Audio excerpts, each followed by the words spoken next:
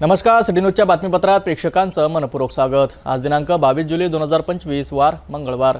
बातमीपत्राची सुरुवात करूया सुविचारमालेने।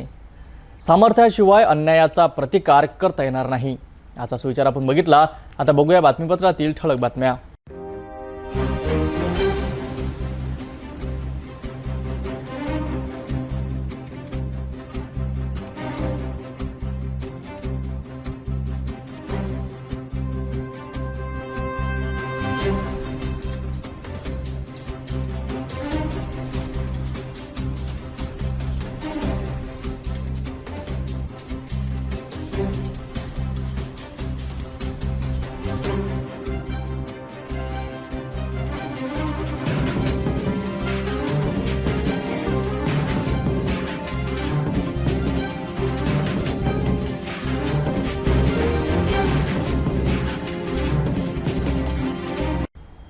आपण ठळक बातम्या बघितल्या। आता घेऊया एक छोटासा ब्रेक।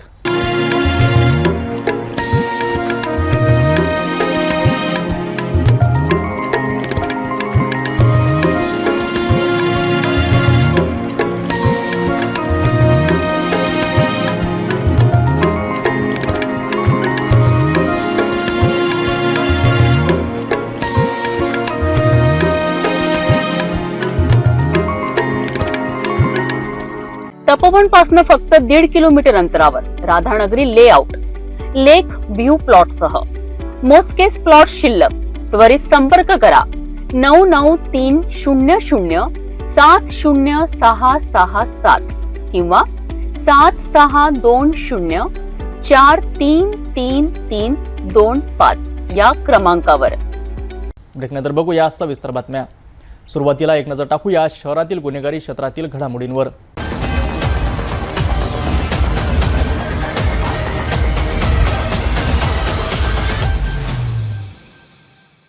मुंबईला हादरून सोडणाऱ्या 2006च्या साखळी बॉम्बस्फोट प्रकरणातून एक मोठी बातमी समोर येत आहे।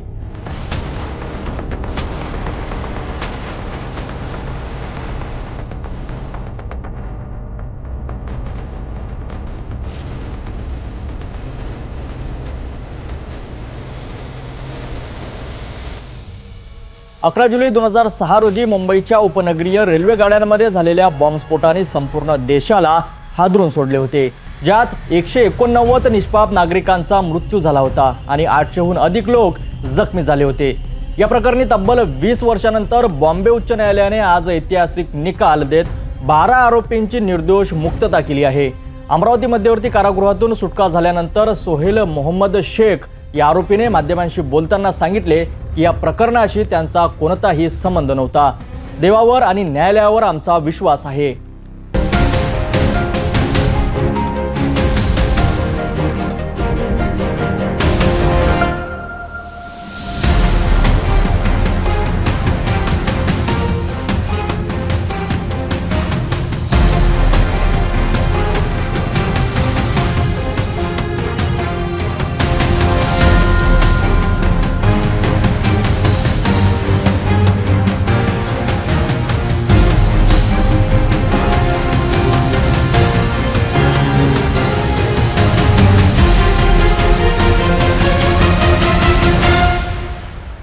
मुंबई उच्च न्यायालयाच्या या महत्त्वपूर्ण निर्णयानंतर या प्रकरणात गेली 20 वर्ष विविध कारागृहांमध्ये शिक्षा भोगत असलेल्या 11 आरोपींची सुटका करण्यात आली आहे। यात अमरावती मध्यवर्ती कारागृहात असलेले 4 आरोपी तसेच पुणे आणि नागपूर येथील कारागृहात असलेले आरोपींचा समावेश आहे।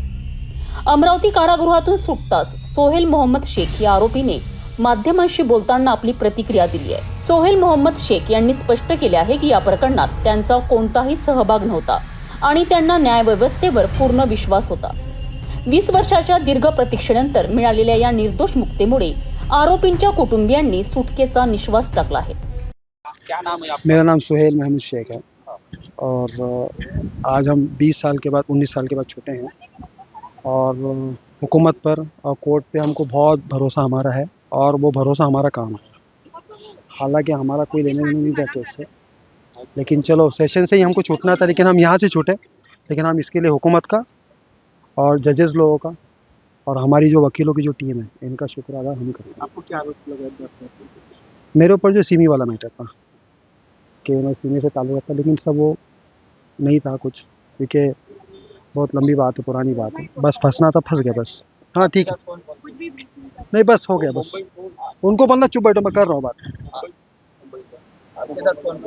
मेरे साथ जो है वो यहाँ पर माजिद है जो कलकत्ता से, और ज़मीर और तनवीर है ये बॉम्बे से, और मैं पूना से हूँ। जी 2006 का ब्लास्ट में ही थे हम लोग। हाँ, मेरा फैमिली मेंबर्स आ रहे हैं लेने के लिए। क्या सरकार से क्या डिमांड है? कोई डिमांड नहीं, हम थैंक्स, कोई डिमांड नहीं हम लोगों का। बॉम्बे उच्च न्यायालयाच्या या निर्णयामुळे 2006च्या मुंबई लोकल ट्रेन बॉम्बस्फोट प्रकरणाने एक नवे वळण घेतले आहे। या निर्णयावर आता विविध प्रतिक्रिया उमटत असून पुढील काळात या प्रकरणाचे काय पडसाद उमटतात हे पाहणे महत्त्वाचे ठरेल।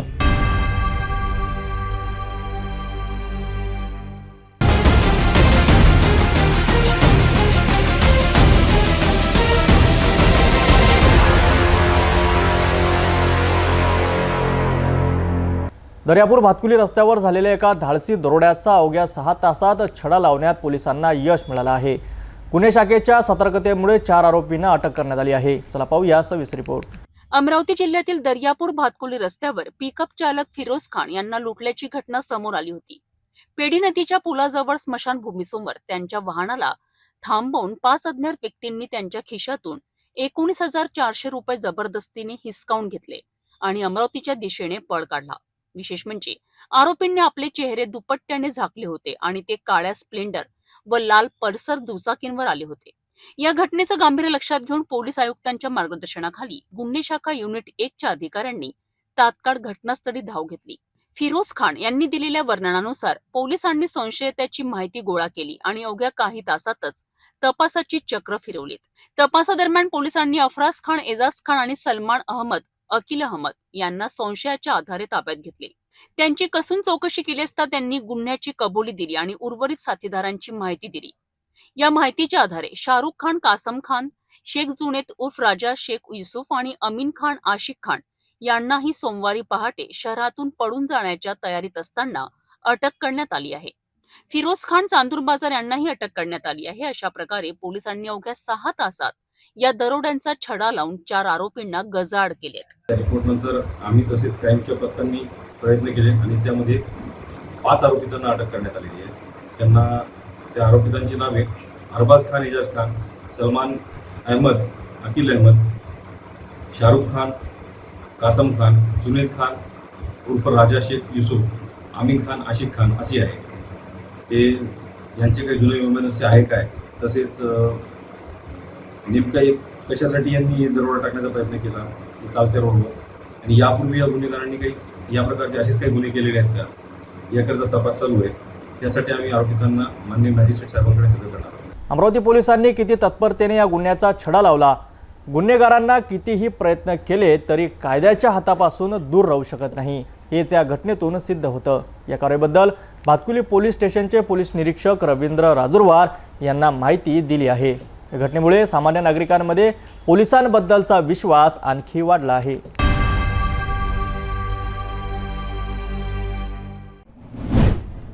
अमरावती जिल्ह्यातील एका महत्त्वाच्या घडामोडीबद्दल माहिती देणार आहोत, जिथे एका नैसर्गिक नाल्याच्या अस्तित्वावरच प्रश्नचिन्ह निर्माण झाले आहे।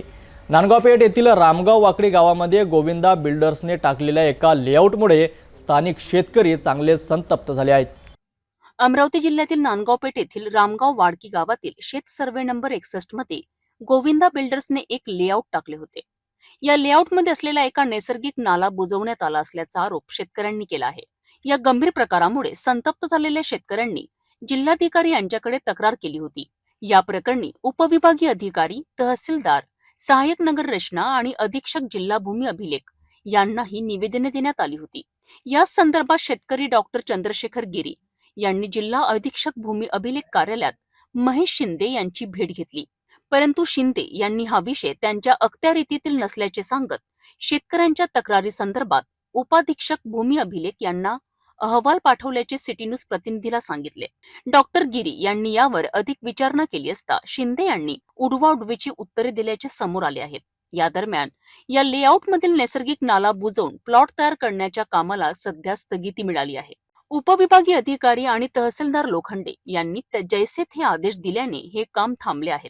डॉक्टर चंद्रशेखर गिरी यांनी सिटी न्यूजला दिलेल्या प्रतिक्रिया अत्यंत महत्त्वाच्या आहेत, ज्यातून शेतकऱ्यांच्या भावना आणि त्या प्रकरणाचे गांभीर्य स्पष्ट होते. आज इथं अधीक्षक महेश कुमार शिंदे जिल्हा भूमी अभिलेख कार्यालय या कार्यालयात मी तक्रार आधीच दाखल केली होती आणि जे लेआउट आहे गोविंदा ग्रुपचं आणि तलडानी विजय तलडा आणि सुभाष तलडानी जे लेआउट टाकलेलं आहे गोकुलवंदन त्याची जे सर्वे नंबर 4 नांदगाव पेठचे, सर्वे नंबर 2 वाळकीचे, सर्वे नंबर 2 रामगावचे आणि त्याच्यातही स्पेसिफिकली आम्हाला लागून जो सर्वे नंबर आहे तर तो आहे 61. हा 61 सर्वे नंबरमध्ये नाला गेलेला होता आणि यांच्या मोजणी शीटमध्ये यांना आपण म्हटलं की एकत्रीकरणामध्ये नाला, त्यांचं म्हणणं आहे की फक्त पोट खराब जेवढी जमीन आहे म्हणजे मोजणी शीटनुसार जेवढी जमीन त्यांनी नाल्यामध्ये दाखवलेली होती ती सुद्धा त्यांनी व्हाईट केली आणि त्यांनी त्यांच्या कार्यालयातून चूक झालेली आहे असं ते ॲक्सेप्ट करायला खाली नाही आहेत. कारण की उपअधीक्षक तालुका भूमी अभिलेख व अधीक्षक जिल्हा यांच्या आदेशाशिवाय हे एकत्रीकरणाचं आणि त्याच्याशिवाय लेआउट पारित होऊ शकत नाही. तरीही महेश कुमार शिंदे हे ॲक्सेप्ट करायला खाली नाही आहेत. तर त्यांना ते आपलं घोंगडं दुसऱ्यावर ते सोपत आहे. स्वतःची भूमिका किंवा मी स्पॉटवर जाऊन बघतो वगैरे काही अहवाल मागितला, सगळे अहवाल मागण्याची कार्यवाही सुरू आहे. तेव्हा त्यांनी उपअधीक्षक तालुका भूमी यांच्याकडे अहवाल आल्यावर काय होईल ते बघू असं कळवलेलं आहे. त्यांनी म्हटलं की माझ्या कार्यकाळामधला हा विषय नाही 2023 आणि स्वतः जे ते पोस्ट होल्ड करत आहे, ज्या पोस्टवर बसलेले आहेत त्यांचं म्हणणं आहे की बा मी यावेळेस नव्हतो. प्रश्न तो नाही आहे.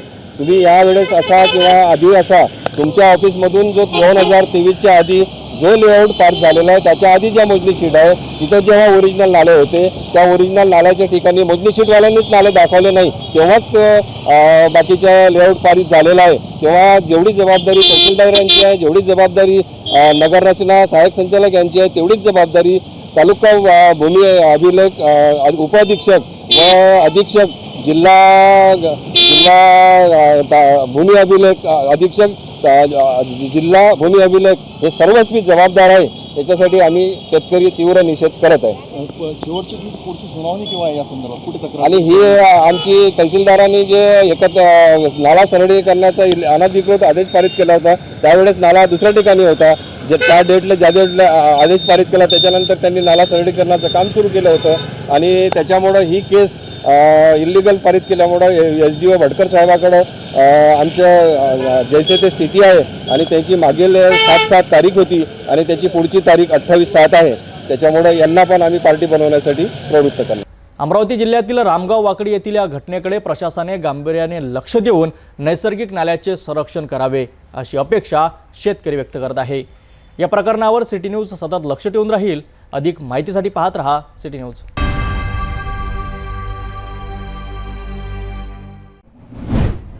अमरावती शहरातून एक मोठी बातमी समोर येत आहे. महानगरपालिका आयुक्त सौम्या शर्मा यांच्या आदेशानुसार शहरात अतिक्रमणाविरोधी कारवाई मोठ्या प्रमाणात सुरू झाली आहे. आज अमरावतीत अनेक ठिकाणी अतिक्रमणावर हातोडा चालविण्यात आला. या मोहिमेमुळे शहरातील फुटपाथ अतिक्रमणमुक्त होणार अशी अपेक्षा आहे. अमरावती शहरात सध्या महानगरपालिकेची अतिक्रमण विरोधी मोहीम धडाक्यात सुरू आहे. आयुक्त सौम्या शर्मा चांडक यांच्या कठोर आदेशानंतर महानगरपालिकेचा गजराज शहरातील अतिक्रमणांवर तुटून पडत आहे. 22 जुलै रोजी गरला चौकपासून जिल्हाधिकारी कार्यालय आणि अमरावती न्यायालयासमोर मोठ्या प्रमाणात अतिक्रमणे हटविण्यात आली. विशेष म्हणजे ज्या हातगाड्यांना चेन लावून बांधून ठेवले होते त्या हातगाड्याही जप्त करण्यात आल्या. 2 मोठ्या हॉटेलवरही कारवाई करत ती जप्त करण्यात आली आहेत. महानगरपालिकेच्या पथकाने कॅम्प परिसरातून ते कलेक्टर कॉलनीपर्यंत संपूर्ण अतिक्रमण हटवल्याचं चित्र पाहायला मिळालंय. पावसामुळे बंद असलेल्या अनेक हातगाड्याही यावेळी जप्त करण्यात आल्या. अहमद यांनी दिलेल्या माहितीनुसार आयुक्तांच्या आदेशानंतर आता हे जप्त केलेले भंगार विकले जाणार आहेत. दुसरीकडे वडाळी परिसरात मनपा अधिकारी श्याम चौरे यांच्या नेतृत्वाखाली अतिक्रमण मोहीम राबविण्यात आली. रस्त्यावरची अनेक अतिक्रमणे मोठ्या प्रमाणात काढण्यात आली.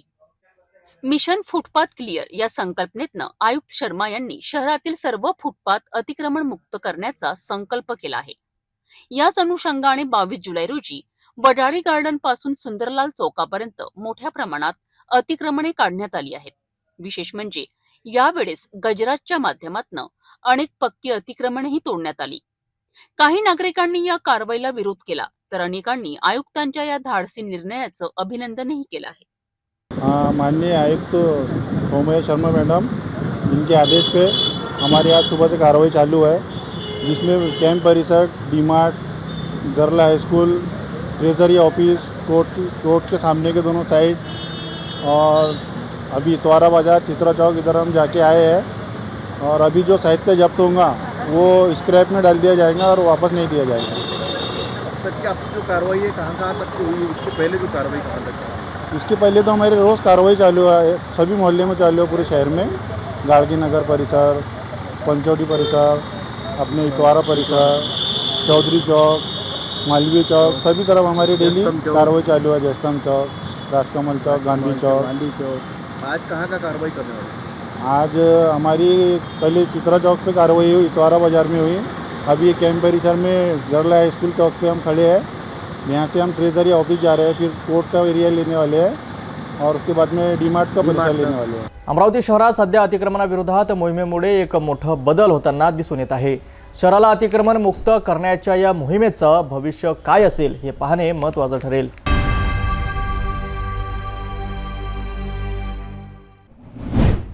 अमरावती जिल्ह्यातील भातकुली तालुक्यातून सोनारखेडा येथे पूर्णा नदी पात्रातून अवैधरित्या वाळूची तस्करी करणाऱ्या माफियांवर महसूल विभागाने मोठी कारवाई केली आहे. मध्यरात्रीच्या सुमारास केलेल्या या कारवाईत वाळूने भरलेला ट्रॅक्टर ट्रॉलीसह जप्त करण्यात आले. अमरावती जिल्ह्यातील भातकुली तालुक्यात अवैध गौण खनिजाच्या विरोधात महसूल विभागाने आपली मोहीम तीव्र केली आहे. तहसीलदार डॉक्टर अजित कुमार येडे यांच्या मार्गदर्शनाखाली खोलापूर परिसरात अवैध वाळू तस्करांवर वचक बसवण्यासाठी धडक कारवाई सत्र सुरू राहणार असल्याचे संकेत मिळत आहेत. 22 जुलैच्या मध्यरात्री 12 वाजताच्या सुमारास ही मोठी कारवाई करण्यात आली आहे.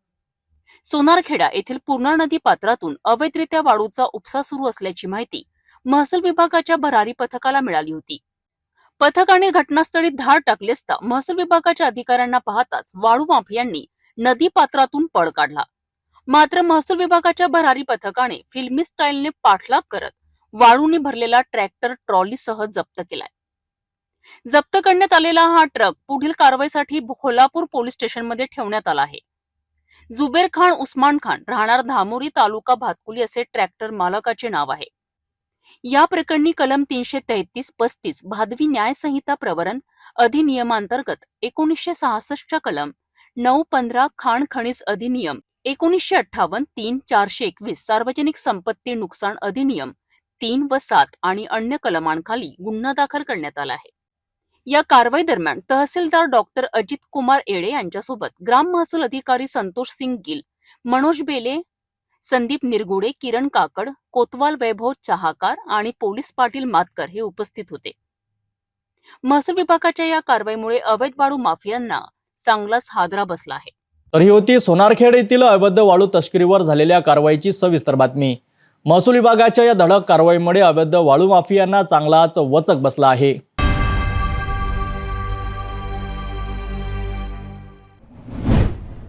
आंबेडकरी साहित्य आणि संस्कृती संवर्धन महामंडळाचे माजी निमंत्रक स्मृतिशेष सतेश्वर मोरे यांच्या जन्मदिनाचे औचित्य साधून अमरावतीच्या डॉक्टर बाबासाहेब आंबेडकर संस्कार भवन भीम टेकडी येथे संविधानिक नैतिकता आणि भारतीय लोकशाहीचे भवितव्य या विषयावर एक विशेष व्याख्यानमाला आयोजित करण्यात आली होती. भारतीय संविधान लागू झाल्यानंतर आपल्या देशाने अस्थिरतेकडनं स्थिरतेकडे वाटचाल केली आहे. मात्र आज तो पूर्वी कधी नव्हता इतक्या अराजकतेत अडकलेला दिसतोय. ही अराजकता अशा लोकांकडनं लादली जात आहे ज्यांचा संविधानावर विश्वास नाही. हे लोक संविधानिक मूल्ये आणि संस्थांचा बिमोड करून एककेंद्री शासन व्यवस्था प्रस्थापित करण्याचा प्रयत्न करीत आहेत. या गंभीर परिस्थितीत भारताचा एक नागरिक म्हणून संवैधानिक मूल्ये आणि संस्था वाचवणे तसेच त्याबद्दल जनजागृती करणे महत्त्वाचे आहे. याच उद्देशाने प्राध्यापक सतेश्वर मोरे स्मृती प्रतिष्ठानने या व्याख्यानमालेचे आयोजन केले होते. या कार्यक्रमाच्या अध्यक्षस्थानी माजी सनदी अधिकारी आणि संविधानाचे गाढे अभ्यासक E.Z. खोब्रागडे होते, ज्यांनी आपल्या कार्यकाळात प्रत्येक शाळेत संविधानाची प्रस्तावना, उद्देशिका वाचन आणि संविधानक दिवस साजरा करण्याचा प्रस्ताव मंजूर करून घेतला होता. प्रसिद्ध विधिज्ञ आणि घटनेचे गाढे अभ्यासक फिरदोस मिर्झा हे प्रमुख व्याख्याते म्हणून उपस्थित होते. कार्यक्रमाची भूमिका प्राध्यापक सीमा सतेश्वर मोरे यांनी मांडली, तर प्रसिद्ध कवयित्री माया वासनिकही व्यासपीठावर उपस्थित होत्या. संवैधानिक नैतिकता आणि भारतीय लोकशाहीचे भवितव्य या विषयावर माजी सनदी अधिकारी आणि संविधानाचे अभ्यासक इझेड खोब्रागडे यांच्याशी सिटी न्यूज प्रतिनिधी मच्छिंद्र भटकर यांनी संवाद साधून त्यांचे विचार जाणून घेतलेत. मिर्झा सर हे व्याख्यान देणार आहेत आपल्याला आजच्या कार्यक्रमात. तुमचा जो प्रश्न आहे की संविधानाचं उदो बरोबर आहे, संविधानाचा उदो होतो, पण आता संविधान हे देशाचं आहे आणि हा सर्वोच्च कायदा आहे देशाचा आणि संविधानाने देशाचा कारभार चालतो. संविधानाने आपली आयडेंटिटी आहे भारतीय म्हणून आणि संविधानामुळे माणसाला जे काही मिळत आहे, ज्यांना मिळालं असेल किंवा मिळणारच आहे, ते संविधान आणि कायद्यामुळे मिळतं. तर मुळामध्ये मला असं व्यक्तिशः वाटतं की जे प्रशासनातले लोक आहेत, मी प्रशासनात होतो, तर संविधान आणि कायदा याशी जोपर्यंत आपण एकनिष्ठ होत नाही, प्रामाणिक होत नाही, तोपर्यंत जे आपल्याला अचीव करायचं आहे ते साध्य होत नाही. मग या संदर्भात जर आपण विचार केला तर मग बाबासाहेब आपल्याला आठवतात आणि आठवलेच पाहिजे. डॉक्टर बाबासाहेब आंबेडकरांचं संविधान सभेतलं जे भाषण आहे 25 नोव्हेंबर 1949, त्यातही ते सांगतात की लोकशाही आपल्याला टिकवायची असेल तर काय केलं पाहिजे. एवढंच नाही तर 1952ला त्यांनी पुण्यामध्ये भाषण दिलं होतं. त्याही भाषणामध्ये सांगतात की लोकशाही यशस्वी करायची असेल तर काय केलं पाहिजे. आता ही दोन्ही भाषणं लोकांनी ऐकलं पाहिजे, वाचले पाहिजे, केलं पाहिजे. मी भारताचा नागरिक म्हणून माझं काही कर्तव्य आहे, माझ्या हक्काबरोबर माझं कर्तव्य आहे. मला जर माझ्या कर्तव्याचा विसर पडेल तर मग संविधानाचं उदो करून काही चालणार नाही. फक्त हे सत्ताधारीच करतात असं नाही आहे, तर समाजामध्ये पण काही लोक हे संविधानाचं उदो त्यांच्या स्वार्थासाठी करतात. मग त्याच्यामध्ये आपल्याला असा भेद नाही करता येणार. आजच्या परिस्थितीत जर आपण बघितलं, मग संविधान मानणारे कोण आणि संविधान न मानणारे कोण हे पण आपल्याला दिसतं समाजामध्ये. पण आता संविधानाचा फक्त उदो करायचं आणि संविधानाच्या तत्वाप्रमाणे जर वर्तन केलं नाही तर त्या उदो करण्याला काही अर्थ नाही. एक मोठा विषय आहे खरं म्हणजे संविधान हा फार मोठा विषय आणि हा अलीकडे याची चर्चा जास्त होते. आपल्याला संविधानाच्या प्रास्ताविकेमध्ये लोकशाही गणराज्याची संकल्पना आहे, समाजवाद धर्मनिरपेक्षतेची संकल्पना आहे, त्यामध्ये आपल्याला मूलभूत अधिकारांची पण संकल्पना आहे. ह्या सगळ्या गोष्टी या संविधानामध्ये आहे. पण आजही अनेकांना भारताचं संविधान नेमकं काय सांगते याचं जे एक बेसिक तत्वज्ञान आहे ते अनेकांना आजही उमजलेलं नाही. ते प्रशासनातल्या लोकांना पण उमजलेलं नाही. त्यांना जर उमजलं असतं तर हा जो कारभार चालतो आहे हा असा कारभार चालला नसेल असं माझं मत आहे.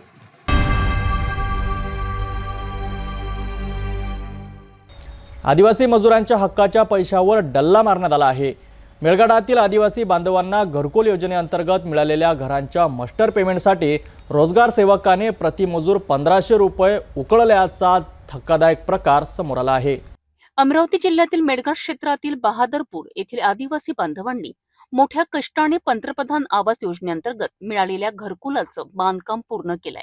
उसनवारीने पैसे घेऊन त्यांनी हे काम मार्गी लावलं या आशेने की त्यांना लवकरच त्यांच्या कामाचं मास्टर पेमेंट मिळेल. मात्र रोजगार सेवकच त्यांच्या कामाच्या पैशांसाठी अडसर ठरला आहे. मास्टर काढण्यासाठी प्रत्येक मजुराकडनं तब्बल 1500 रुपये घेण्यात आले. या अन्यायाविरोधात शेकडो आदिवासी बांधवांनी जिल्हाधिकारी कार्यालयात धाव घेतली आणि आपली व्यथा मांडली. मी दीपा राजेश कोळापे, माझं गाव बादलपूर आहे आणि मी रोजगार हमीतनी काम करत होती. कमसे कम 1 वर्ष जवळपास होत होतं आणि 1 वर्षाच्या आतमध्येच 4 महिने गेले. मजुरी चालू तर होते पण आजपर्यंत जे पगार होणार होता तो अजूनही झालेला नहीं. हम झाड़ पे है पर झाड़ का पैसे एक भी नहीं मिल रहा मेरे को. होली से जब से एक भी पगार नहीं मिला. हर महीने में उसको 1500 देता मैं और 150 रुपये भी मांगता है 4 नमूना का पैसे के लिए और पगार नहीं दे रही. इसके लिए हम यहाँ आया. ऐसा बोला तो उसने कि 1500 दे, फिर हमें से पैसे तुमको हफ्ते में मिलेगा. तो हफ्ता में डाला ही नहीं, सिर्फ 6 मास्टर डाला हमारा, बस खुदाई का पैसे नहीं डाला, वही कुआं का पैसे नहीं डाला, सब सिर्फ 6 मास्टर मिला कुआं का पैसे। वो रोजगार सेवक के क्या विषय? अगर टकरा रहे घरकुल के पैसे जो 1500 लिए उसने मास्टर डालते करके, इस कारण से उसका टकरार लिया। याच प्रकारे धर्मडोप ग्रामपंचायती अंतर्गत बहादरपूर येथील रोजगार सेवकाची मनमानी समोर आली आहे। असं झालं काही मदत रोजगार सेवकांना प्रत्येक मजुराकडून 1500 रुपये घेतले आणि दर महिन्याला 150 रुपये, आणि असं आम्हीच दाखवून दिले आहे की तुम 1500 मेरे को दो, तुमको पूरा 4 महीने का मैं मास्टर फ्री में डाल के देता, और तुम काम पर आए हुए तो ठीक है और नहीं भी आए तो ठीक है, म्हणजे असं बोलून थे ना आमचे पूर्ण याच्यात आमची विधवा बाया आहे आणि घरकुलचं जे लोक आहे 40 घरकुल आणलेले आहे आमच्या गावात, 40ही घरकुलचे एकही माणसाला त्यांना खोदकामचे पैसे मिळून दिलेले नाही। प्रत्येक घरकुल आल्यापासून त्यांना 1500 रुपये घेतला आहे, कोणाकडून 2000, कोणापासून रुपये। म्हणजे आश्चर्याची गोष्ट असं आहे की रोजगार सेवक ही आदिवासी आणि लाभार्थी आदिवासी, आणि आमच्या आदिवासीवर आदिवासीच अत्याचार करत असून तो विचार पडून आला की आता कलेक्टर साहेब आम्हाला काय न्याय देणार। घरकुलाचे जे लाभार्थी आहेत जवळपास 40 ते 50 आपले बहादरपूरचे, तर त्यांच्याकडून ते जे मास्टर पेमेंट असते खोदकामाची प्रत्येकाकडून जवळपास 1500 रुपये त्यांनी घेतलं, आणि 1500 रुपये घेऊन त्या लोकांना त्यांचे जे खोदकामाचे पैसे आजपर्यंत मिळाला नाही। ये खोदा जो मशीन लाया वो 5 से खोदा, बांध काम भी हो गया, फक्त समझ ले 1.5 लाख मिला, वहाँ की इधर कुछ पैसे नहीं, कुछ भी नहीं। महाराष्ट्र ग्रामीण रोजगार हमी योजनेअंतर्गत 2025 मध्ये 4 महिन्यांचे काम मिळवून देण्यासाठी रोजगार सेवकाने प्रत्येकी मजुराकडनं 1500 रुपये घेतले। इतकंच नाही तर नमुना 4 देण्यासाठी प्रत्येकी 150 रुपये प्रति मजूर घेण्यात आले। रोजगार सेवकांच्या या अरेरावीमुळे आणि प्रत्येक कामासाठी पैसे मागण्याच्या भूमिकेमुळे संतप्त झालेल्या आदिवासी बांधवांनी अखेर जिल्हाधिकारी कार्यालयात तक्रार केली आहे। या गंभीर तक्रारीची दखल घेत निवासी उपजिल्हाधिकारी अनिल भटकर यांनी तात्काळ ॲक्शन मोडवर येत कारवाईचे आदेश दिले आहेत। आताच बहादरपूर चिखलदरा तालुक्यातलं निवेदन प्राप्त झालं आहे, त्या निवेदनाच्या अनुषंगाने चौकशी करतोच आहे, आणि एकदा काय झालं त्याची शहानिशा करू, आणि जर का चुकीचं काम झालं असेल तर ते कारवाई नक्कीच करता येईल। एकदा हे तपासून घेऊ, आणि यांचा पेमेंटचा एक विषय होता की पेमेंट झालेलं नाही, तर त्या संदर्भात पेमेंटचा आपण पाठपुरावा करून त्यांचं पेमेंट करून देण्याची कारवाई केली जाईल। मेळघाटात मनरेगाच्या कामांमध्ये जर भ्रष्टाचार होत असेल तर अशा प्रकारच्या तक्रारींची संपूर्ण चौकशी करून कारवाई केली जाईल असे भटकर यांनी स्पष्ट केले आहे। रोजगार हमी योजनेचा पैसा शासनाने रोजगारासाठी दिला आहे, आणि जर कोणी यामध्ये पैसे मागत असेल तर त्यांच्यावर निश्चितच कारवाई केली जाईल अशी प्रतिक्रिया त्यांनी सिटी न्यूजला दिली आहे। भ्रष्टाचारचं म्हणजे असू नाही शकत, असायलाही नको, कारण की कसं आहे की हा सगळा विषय जो आहे हा महाराष्ट्र ग्रामीण रोजगार हमी योजनेचा विषय आहे, आणि हा मजुराशी संबंधित आहे, म्हणजे रोजगार ओरिएंटेड ही सेवा आहे। त्यामुळे या संदर्भात आता हे छोट्या मोठ्या तक्रारी आहेत, त्या तक्रारी आपण तपासू, आणि अशा तक्रारी येऊ नये यासाठी सुद्धा नियोजन करू। तर पाहिलं आपण कशा प्रकारे आदिवासी बांधवांच्या हक्काच्या पैशावर गदा आणण्याचा प्रयत्न केला जात आहे। उपजिल्हाधिकारी अनिल भटकर यांनी या प्रकरणात तात्काळ लक्ष घातल्याने आदिवासी बांधवांना न्याय मिळण्याची आशा निर्माण झाली आहे।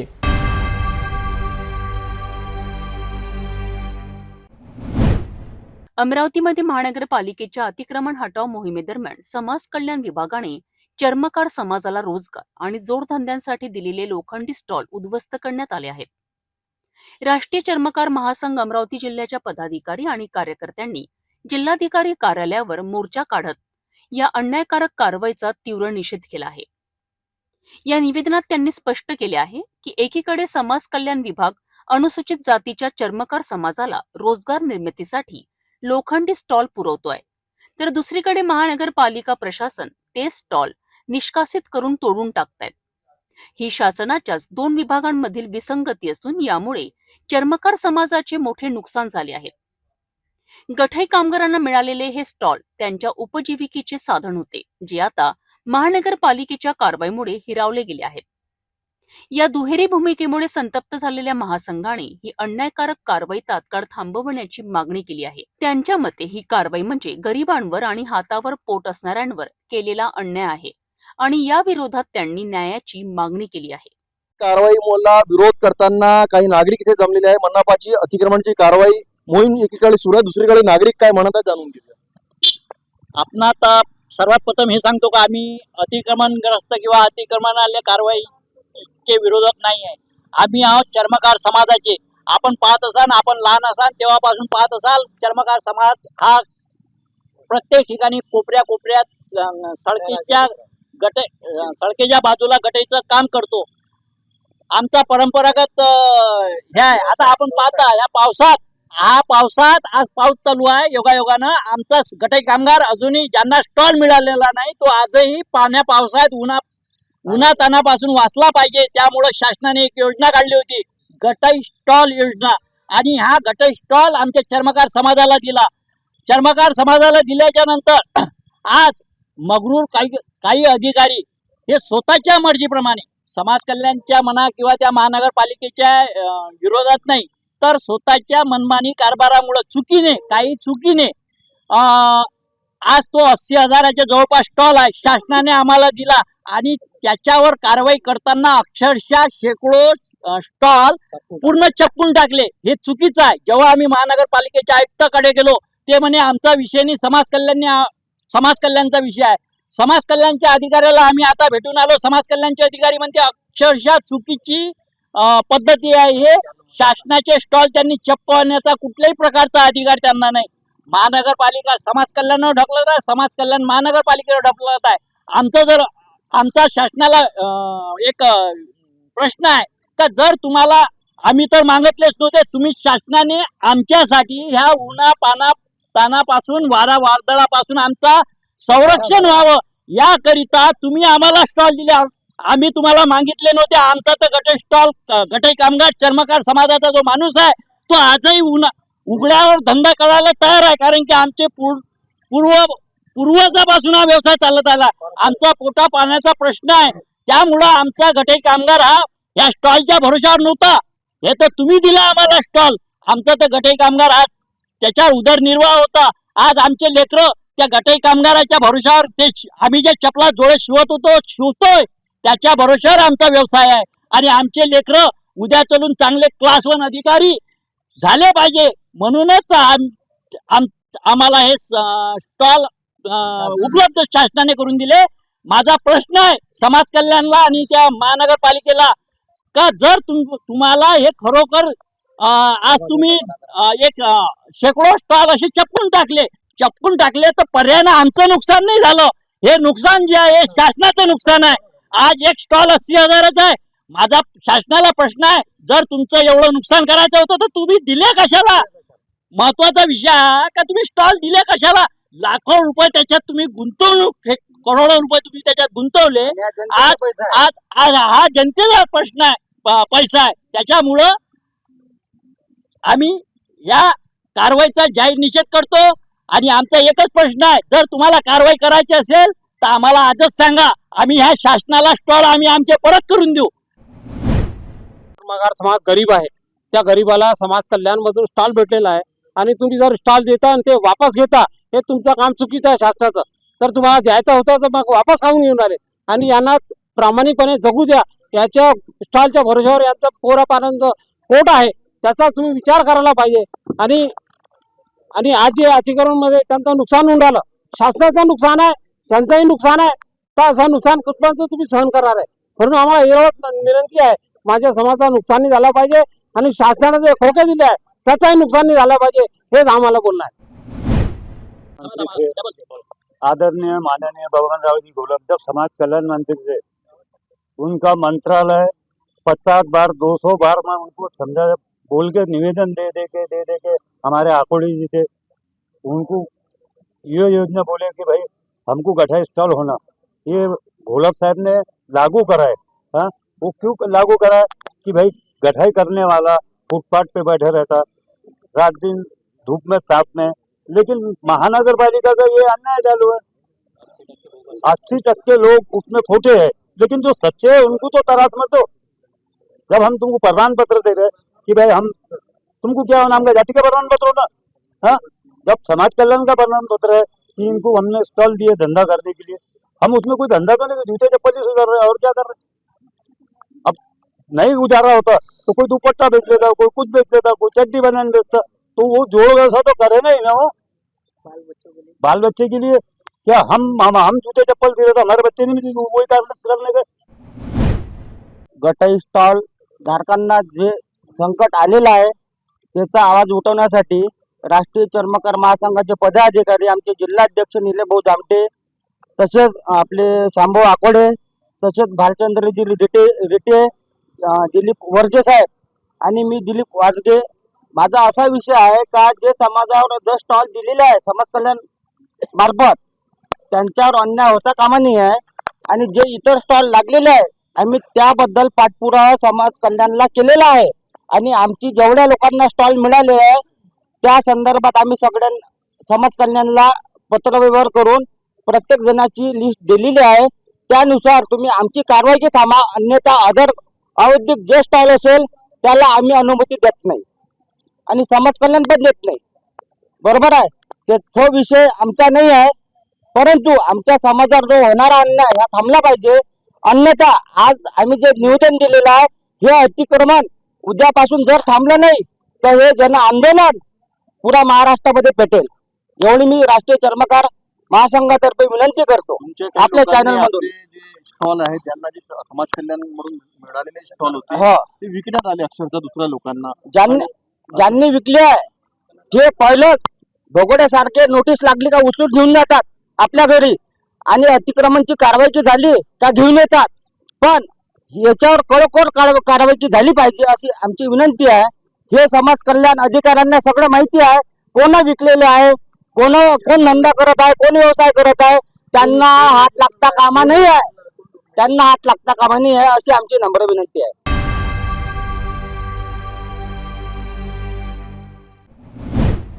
भारतीय जनता पक्षाच्या वतीने आज मुख्यमंत्री देवेंद्र फडणवीस यांच्या वाढदिवसानिमित्त एक भव्य रक्तदान शिबिराचे आयोजन करण्यात आले। या शिबिराला धारणीकरांनी उत्स्फूर्त प्रतिसाद दिला।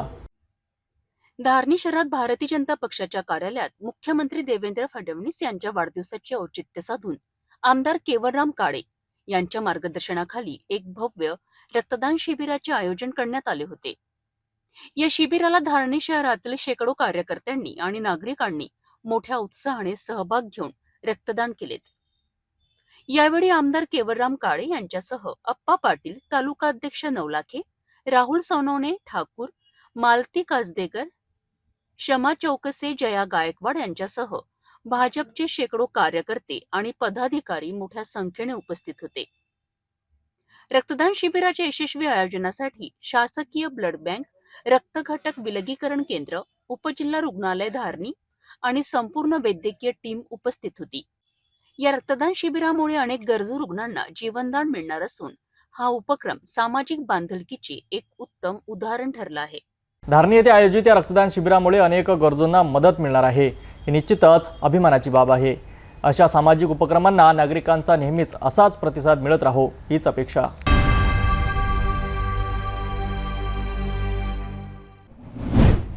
संत गाडगेबाबा अमरावती विद्यापीठाने पर्यावरणासाठी एक अनोखा आणि कौतुकास्पद उपक्रम सुरू केला आहे।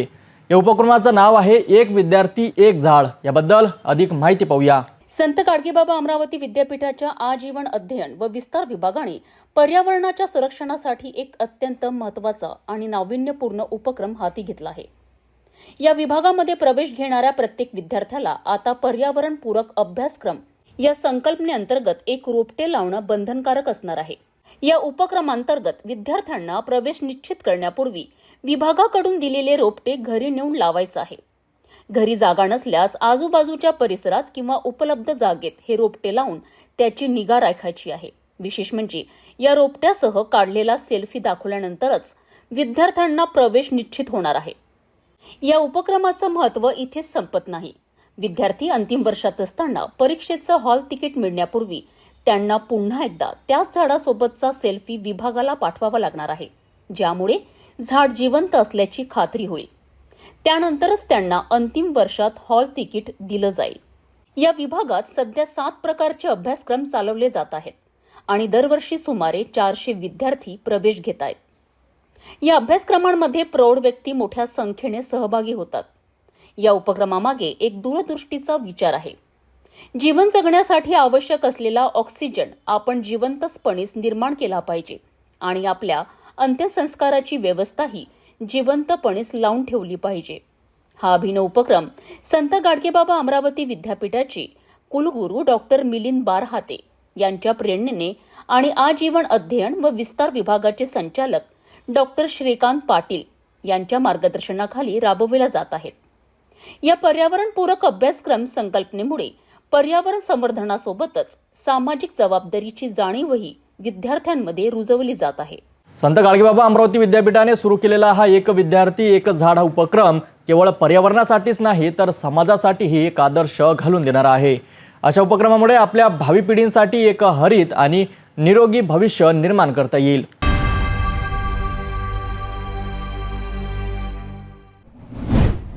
आज आपण एका अत्यंत महत्त्वाच्या आणि चिंताजनक विषयावर बोलणार आहोत, जो थेट आपल्या मुलांच्या भवितव्याशी आणि सार्वजनिक निधीच्या योग्य वापराशी संबंधित आहे. धारणी येथील सर्वात जुनी आणि प्रतिष्ठित जिल्हा परिषद हायस्कूल शाळेची नव्याने बांधलेली सुरक्षा भिंत कोसळल्याची धक्कादायक घटना समोर आली आहे. यामुळे केवळ कामाच्या दर्जावरच नव्हे तर शासकीय कामामध्ये वापरल्या जाणाऱ्या निधीच्या पारदर्शकतेवरही गंभीर प्रश्नचिन्ह निर्माण झाले आहे. धारणी येथील जिल्हा परिषद हायस्कूल हे तालुक्यातील एक प्रमुख शैक्षणिक केंद्र आहे. या शाळेने अनेक पिढ्यांना घडविले आहे, जिथे गरीब विद्यार्थ्यांपासून ते श्रीमंत कुटुंबातील मुलांपर्यंत सर्वांनी शिक्षण घेतले आहे. आज या शाळेचे अनेक माजी विद्यार्थी उच्च पदांवर कार्यरत आहे. कोणी प्रतिष्ठित व्यापारी आहेत तर कोणी यशस्वी शेतकरी. यांच्या यशाने प्रेरित होऊन आजही अनेक पालक आपल्या मुलांना या शाळेत प्रवेश देतात. मात्र याच नामांकित शाळेत नुकत्याच 2024 मध्ये बांधलेल्या सुरक्षा भिंतीची दुर्दशा झाली आहे. नवीन बांधकाम असूनही ही भिंत कोसळली आहे. इतकेच नाही तर शाळेतील शौचालयांची स्थितीही अत्यंत वाईट आहे. यावरून कामाचा दर्जा किती निकृष्ट होता हे स्पष्ट होते. स्थानिक नागरिक, पालक आणि विद्यार्थ्यांकडनं या कामाच्या दर्जावर तीव्र नाराजी व्यक्त केली जात आहे.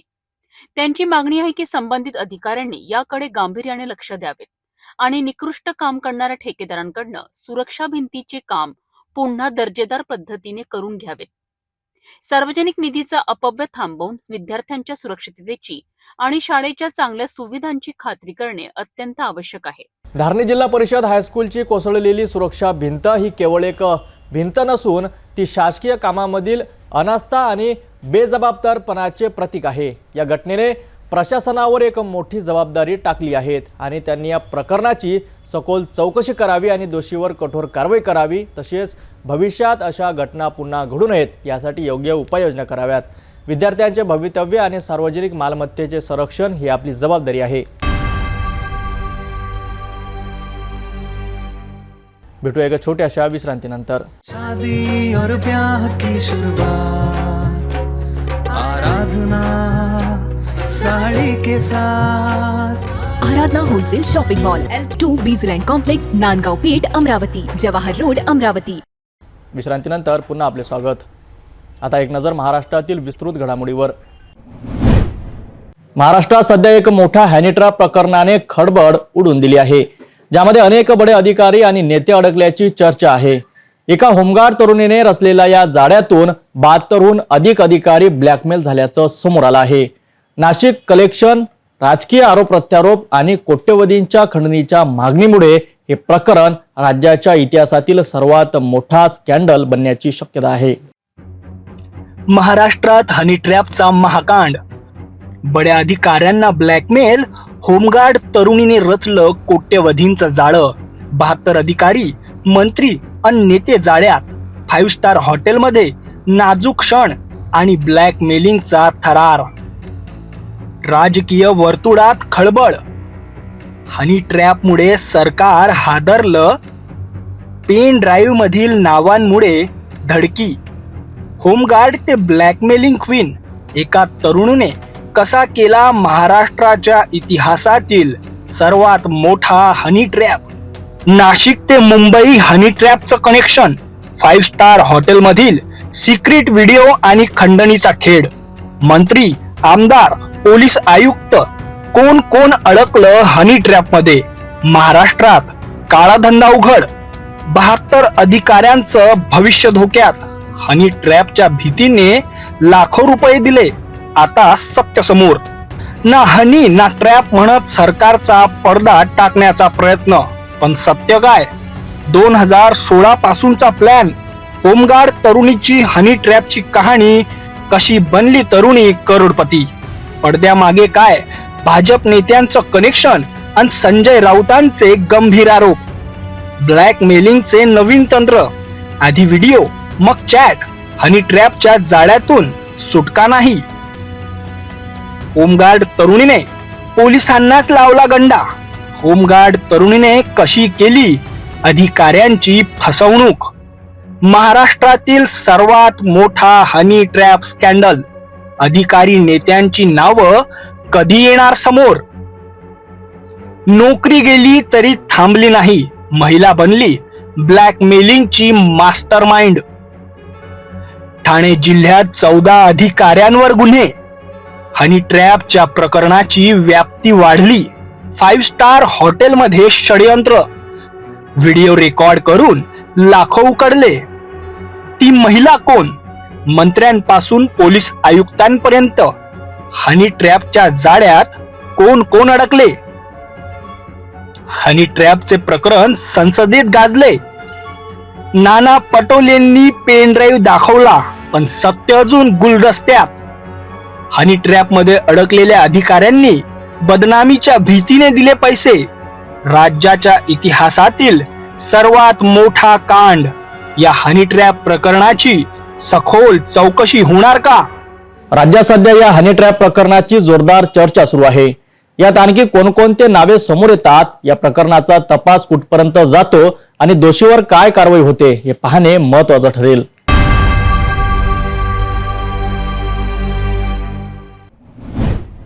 अकोल्यातून एक मोठी बातमी समोर येत आहे, जिथे पोलिसांनी एका हाय प्रोफाईल सेक्स रॅकेटचा पर्दाफाश केला आहे. शहरातील कीर्तीनगर भागात एका आलिशान घरात हा देहव्यापार सुरू होता, ज्यावर पोलिसांनी छापा टाकून 5 युवक आणि 5 युवतींना आक्षेपार्ह अवस्थेत ताब्यात घेतले आहे.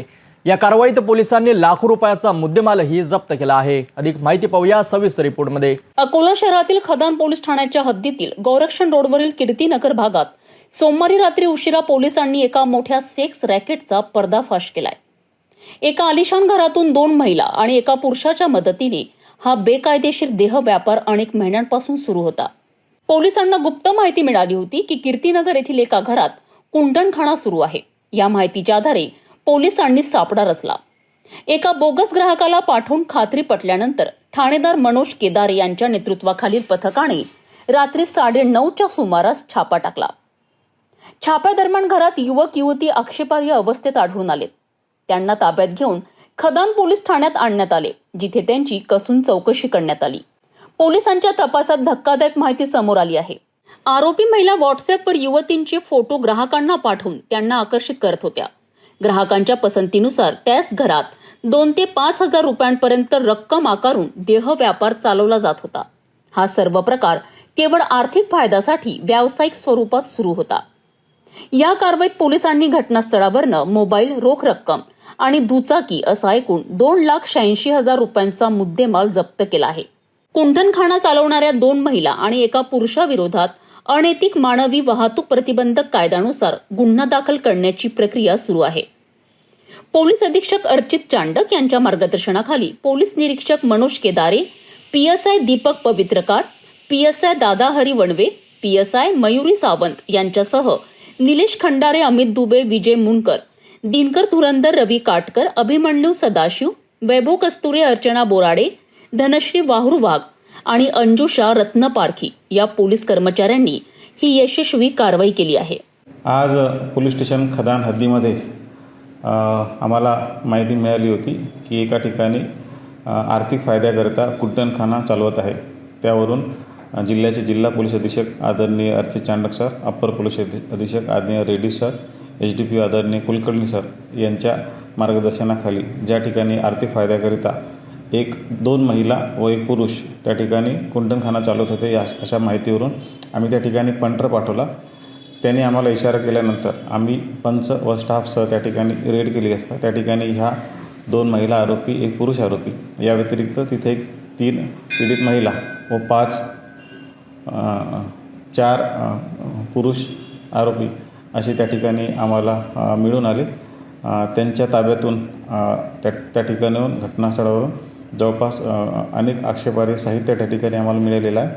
आणि इतर नगदी मोबाईल्स व वाहन असे आम्ही 2,86,000 रुपयाचा मुद्देमालसुद्धा आम्ही त्या ठिकाणाहून जप्त केलेले आहे. आम्ही या प्रकरणी अनैतिक व्यापार प्रतिबंध कायदा याप्रमाणे गुन्हा दाखल करून पुढची कारवाई करत आहोत. सर, हा आमचा आता तपासाचा भाग आहे की नेमका हा किती दिवसापासून हा चालू होता. आम्ही तपासामध्ये ह्या सर्व गोष्टी आम्ही निष्पन्न करू. सध्या पोलीस या रॅकेटमधील इतर आरोपीचा शोध घेत आहेत आणि हा देहव्यापार किती काळापासून सुरू होता आणि यात आणखी कोण सहभागी आहे याचा सखोल तपास पोलीस करीत आहे. या संपूर्ण नेटवर्कचा पर्दाफाश करण्यासाठी चौकशी वेगाने सुरू आहे. कुंटखाना चालविणारा हा 2 महिला आणि एका पुरुषाविरोधात अनैतिक मानवी वाहतूक प्रतिबंधक कायद्यानुसार गुन्हा दाखल करण्यात आला आहे. अकोला पोलिसांनी एका मोठ्या सेक्स रॅकेटचा पर्दाफाश करत शहरात सुरू असलेल्या या बेकायदेशीर धंद्यावर चाप लावला आहे. या प्रकरणातील पुढील अपडेटसाठी पाहत रहा सिटी न्यूज.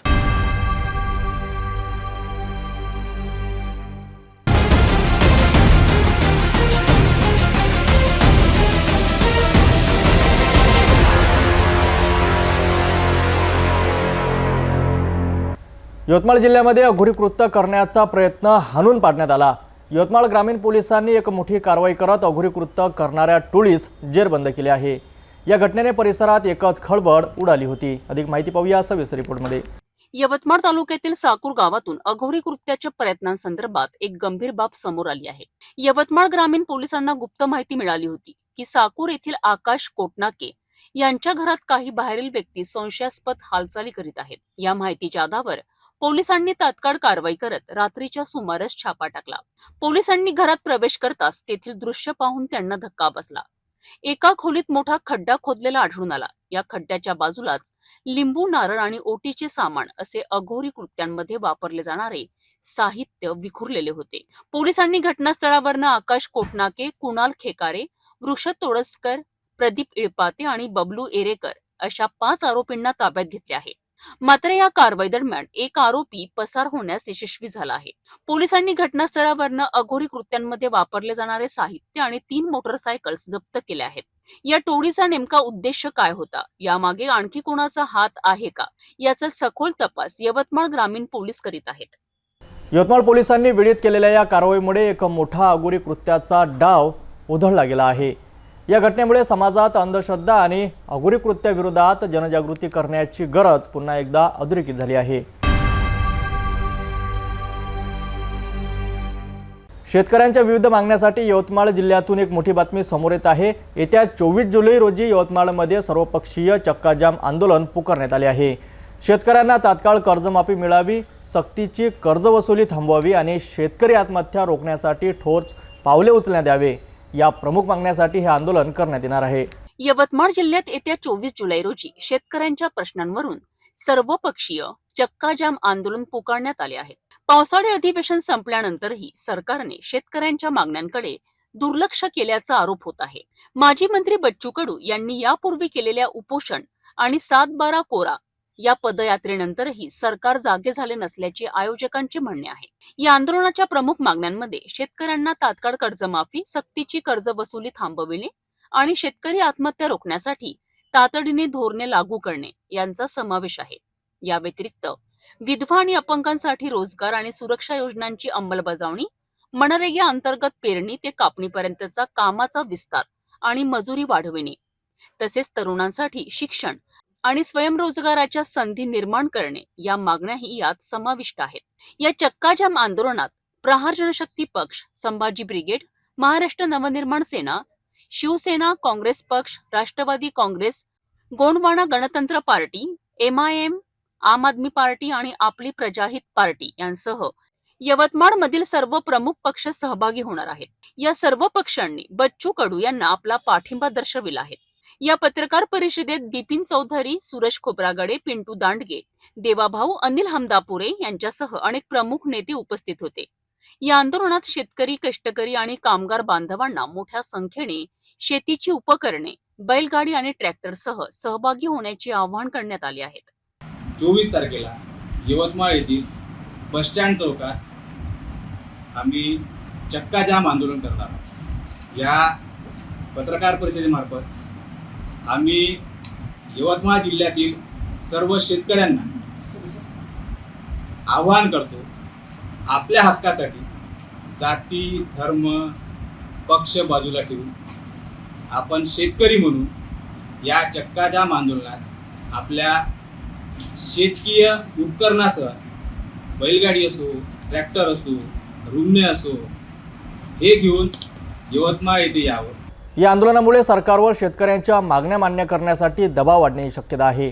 24 जुलै रोजी होणाऱ्या या चक्काजाम आंदोलनाकडे आता सर्वांचं लक्ष लागलंय। या आंदोलनामुळे यवतमाळमध्ये वाहतुकीवर परिणाम होण्याची शक्यता नाकारता येत नाही।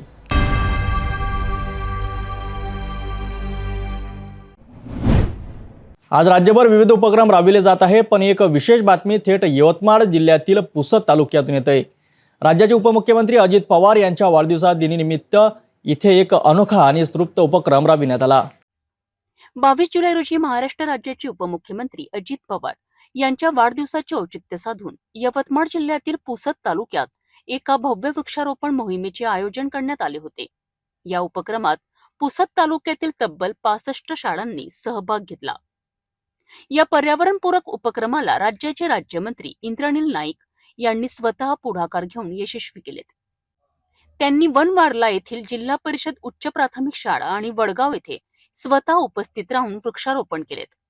यावेळी पंचायत समितीचे गटविकास अधिकारी, गट शिक्षणाधिकारी, शिक्षक वर्ग आणि अनेक सामाजिक कार्यकर्ते मोठ्या संख्येने उपस्थित होते।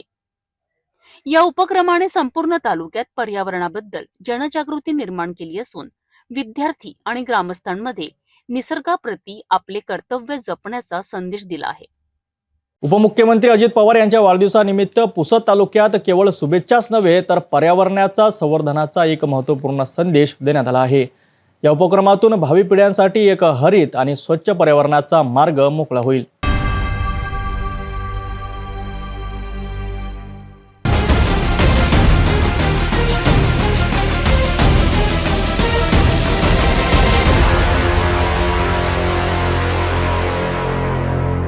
अकोला येथील कीर्तिनगर येथे मोठ्या सेक्स रॅकेटचा भांडाफोडीनंतर नागपूर जिल्ह्यातून एक धक्कादायक बातमी समोर आली आहे, जिथे रामटेक पोलिसांनी एका मोठ्या सेक्स रॅकेटचा पर्दाफाश केला आहे। हॉटेल किंग लॉजिंग अँड बोर्डिंगमध्ये चालणाऱ्या या बेकायदेशीर धंद्यावर पोलिसांनी छापा टाकत 2 आरोपींना अटक केली आहे आणि एका पीडित महिलेची सुटका केली आहे। नागपूर जिल्ह्यातील रामटेक पोलिसांनी गुप्त माहितीच्या आधारे ही कारवाई केली आहे। त्यांना माहिती मिळाली होती की रामटेक येथील किड्स कॉलेज रोडवरील हॉटेल किंग लॉजिंग अँड बोर्डिंगमध्ये वेश्या व्यवसाय सुरू आहे। या माहितीच्या खातरजमा होताच पोलिसांनी शनिवारी रात्री अचानक हॉटेलवर छापा टाकला। छापा टाकल्यावर हॉटेलच्या काउंटरवर 36 वर्षीय लोकेश रामदास डहारे हा आरोपी बसलेला आढळला। पोलिसांनी हॉटेलची झडती घेतली असता रूम नंबर 2 मध्ये 19 वर्षीय विवेक विजय गुरु पंचंग आणि एक पीडित महिला आढळून आली। चौकशी दरम्यान विवेकने सांगितले की लोकेशने त्याला पैशांच्या बदल्यात महिला आणि खोली उपलब्ध करून दिली होती। विशेष म्हणजे विवेकचे नाव हॉटेलच्या रजिस्टरमध्ये नोंदवलेले नव्हते। पीडित महिलेने दिलेल्या माहितीनुसार हॉटेलचा मालक विशाल प्रकाश सिंग सोलंकी याने तिला हॉटेलमध्ये बोलावले होते। पोलिसांच्या तपासात हे स्पष्ट झाले आहे की हे तिघेही आरोपी आर्थिक फायद्यासाठी महिलांना वेश्या व्यवसाय करण्यास प्रवृत्त करीत आहेत। पोलिसांनी घटनास्थळावरनं 3 अँड्रॉइड मोबाईल आणि 1000 रुपये रोख असा एकूण 31,160 रुपयांचा मुद्देमाल जप्त केला आहे। पीडित महिलेची सुखरूप सुटका करण्यात आली आहे। या प्रकरणी लोकेश डहारे, विवेक गुरु पंचंग या 2 आरोपींना अटक करण्यात आली आहे। तर हॉटेल मालक विशाल सोलंकी विरोधातही गुन्हा दाखल करण्यात आला आहे। तिन्ही आरोपींविरुद्ध अनैतिक वाहतूक कायदा 1956च्या कलम 3, 4, 5 आणि 7 अंतर्गत गुन्हा दाखल करण्यात आला आहे। रामटेक पोलीस या प्रकरणाचा अधिक तपास करीत आहेत। तर ही होती नागपूर जिल्ह्यातील रामटेक येथून आलेली एक महत्त्वाची बातमी। पोलिसांनी केलेल्या या कारवाईमुळे समाजात सुरू असलेल्या अशा गैरप्रकारांना आळा घालण्यास नक्कीच मदत होईल। या प्रकरणातील पुढील अपडेटसाठी पाहत रहा सिटी न्यूज।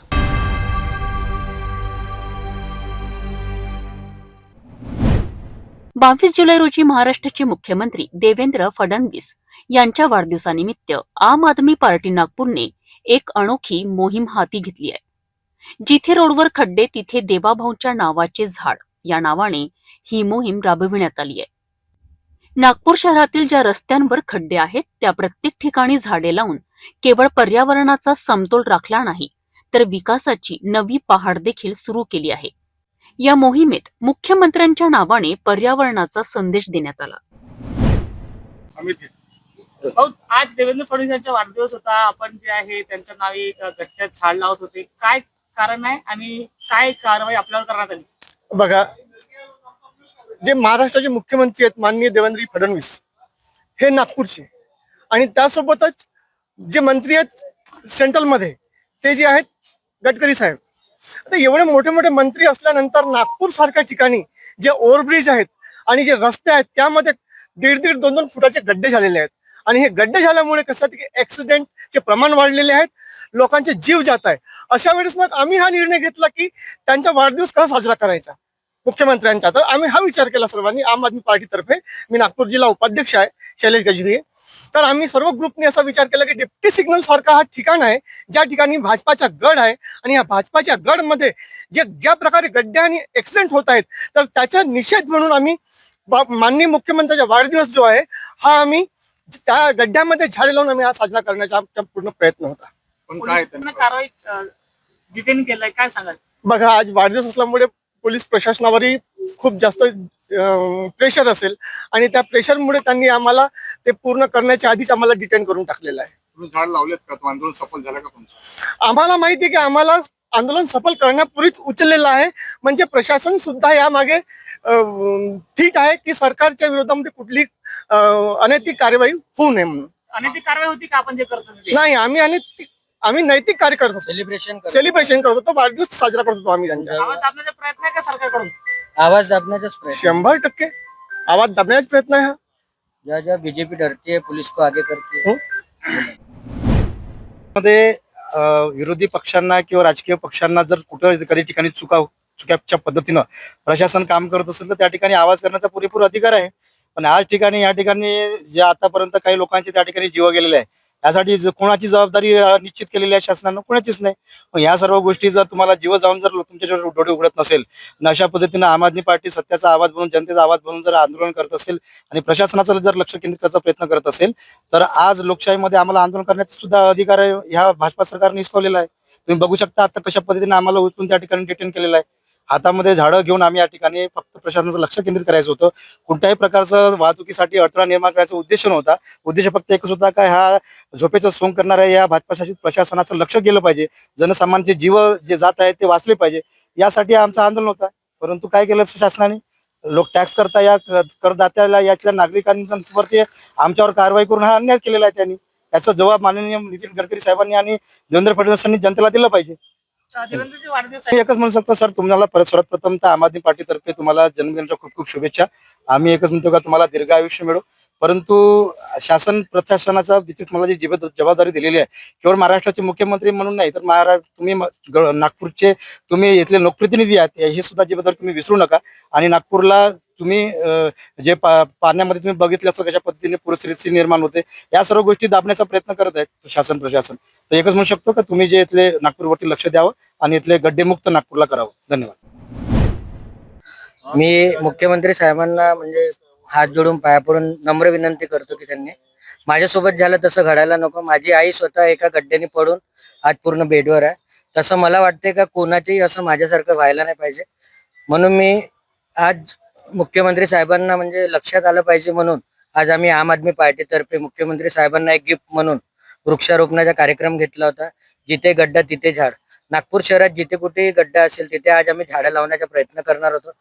आम्ही आमच्या गाडीमध्ये कमीत कमी 20 ते 25 झाडं आणले होते. पण पोलिसांचे जसं म्हणतात ना, बीजेपी सरकार जब जब डरते तब तब पुलिस को आगे करते, त्याच प्रकारे जसं आम्ही फक्त मेसेज व्हायरल केला तर पोलिसांनी जसं आमचं आज आम्ही RTO पूर्व नागपूर पासून आम्ही जसं आंदोलन स्टार्ट करणार होतो तसं लगेच त्यांनी म्हणजे आम्हाला डिटेन करायची सुरुवात केली. आज आम्हाला असं वाटायला लागलं 10 पोलीस स्टेशन मधून कंटिन्यू फोन यायला लागले. म्हणजे एक प्रेशर दिल्यासारखं केलं का तुमचा आवाज दाबण्याचा पूर्ण प्रयत्न केला गेला का म्हणजे तुम्ही कोणत्याही अशा प्रकारचं म्हणजे कोणतेही असे लोकशाहीत तुम्ही कामं करू शकत नाही ज्याच्यामुळं मुख्यमंत्री साहेबांचं म्हणजे नामुष्की अशी. आंदोलन होता की वाढदिवस साजरा करण्याचा काही रूप नवीन धोरण तुम्ही अपनावलेलं होतं? आमचं एक सर्वांसारखं होतं. जसं कोणी रक्तदान करतात, कोणी मिठाई वाटप करतात, तसं आम्ही एक फक्त वृक्षदान करणार होतो. फक्त एवढंच होतं का आमचं रोडाच्या आजूबाजूला शोबाजी न करता जिथे गड्डे पडले आहेत त्या गड्ड्यांमध्ये वृक्ष लावून त्यांनाही आठवण करून देणार होतो का इथे सर गड्डा आहे, खोदायची गरज नाही, इथे आपण माती लावून झाड लावू शकत होतो.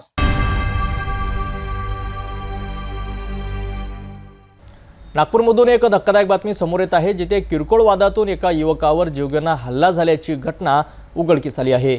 अभिजित मेश्राम नावाच्या तरुणाने पोलिसांकडे तक्रार दाखल केली आहे, ज्यात त्याने जुन्या वादातून 3 जणांनी त्याला चाकूने मारहाण करून जीवे मारण्याचा प्रयत्न केल्याचं म्हटलं जात आहे. चला पाहूया नेमकं काय घडलं. नागपूरच्या जयदुर्गानगर परिसरात ही घटना घडली आहे. अभिजित मेश्राम वय 24 वर्ष, जो पैशाने इलेक्ट्रिशियन आहे, त्याने दिलेल्या माहितीनुसार 15 ते 20 दिवसांपूर्वी क्रिकेट खेळताना रमण ठाकूर नावाच्या व्यक्तीसोबत त्याचा वाद झाला होता. याच वादातून रमण ठाकूरने मनात राग ठेवला होता. 20 जुलै रोजी 9:30 वाजताच्या सुमारास अभिजित वेफर्स घेण्यासाठी एका दुकानात गेला होता. तिथे रमण ठाकूर आणि अभिजितचा मित्र अंकलेश यांच्यात भांडण सुरू होतं. अभिजित भांडण सोडवण्यासाठी गेला असता रमणने त्याची कॉलर पकडली. अभिजितने त्याला बाजूला ढकलताच रमणने शिवीगाळ करत मारहाण केली आणि आता तुझा गेम करतो अशी धमकी दिली. काही वेळातच रमण त्याचे मित्र चंदन भोई आणि कोमल सिंग यांच्यासोबत परत आला. चंदन भोईच्या हातात चाकू होता. तू रमणला का मारले असे म्हणत चंदन भोईने अभिजितच्या पोटावर चाकूने 2 वार केलेत. अभिजित जीव वाचवण्यासाठी पडू लागला असता कोमल सिंगने त्याला पकडून मारहाण केली आणि ब्लेड कटरने हल्ला करण्याचा प्रयत्न केला. रमण ठाकूरही त्याला मारण्यासाठी मागे लागला होता. अभिजितने कसा तरी पळून आपला जीव वाचविला. दिनांक 20 जुलैला रात्री 9:30 ते 10 दरम्यान फिर्यादी धर्मपाल मेश्राम आणि आरोपी चंदन भोई आणि रमण ठाकूर आणि कोमल सिंग यांच्यात वादविवाद झाला. पूर्वी 15 ते 20 दिवसाआधी त्यांच्यात क्रिकेट खेळण्यावरून वादविवाद झालेला होता की व्हाईट बॉल का टाकला. त्याच्याच राग धरून जेव्हा आता फिर्यादी रात्री त्यांना भेटला 20 तारखेला, परत त्यांच्यात बाचाबाची सुरू झाली आणि मुख्य आरोपी याच्यात जे आनंद भोई आहे त्याने त्याच्यावर चाकूने 2 वार केले. त्याचप्रमाणे रमण ठाकूर आहे, त्याने सुद्धा त्याला ब्लेड कटरने त्याच्यावर वार केले आणि कोमल सिंग आहे त्याने हातबुक्याने मारहाण केली. म्हणून गुन्हा दाखल आहे आणि 3 आरोपी सध्या अटक आहेत. यामधला मुख्य आरोपी जे आनंद भोई त्याच्यावर 2021ला वटाडा पोलीस स्टेशनमध्ये मर्डरचा गुन्हा दाखल आहे. ही संपूर्ण घटना जुन्या क्रिकेटच्या वादातून घडल्याचं अभिजित मेश्रामने आपल्या तक्रारीत म्हटलं आहे. रमण ठाकूर, चंदन भोई आणि कोमल सिंग या तिघांनी संगनमत करून अभिजितवर हल्ला करत त्याला जीवे मारण्याचा प्रयत्न केल्याचा आरोप त्याने केला आहे. पोलिसांनी या प्रकरणी गुन्हा दाखल केला असून पुढील तपास सुरू आहे. या घटनेमुळे स्थानिक परिसरात भीतीचे वातावरण निर्माण झाले आहे. या घटनेवर पुढील अपडेटसाठी पाहत रहा सिटी न्यूज.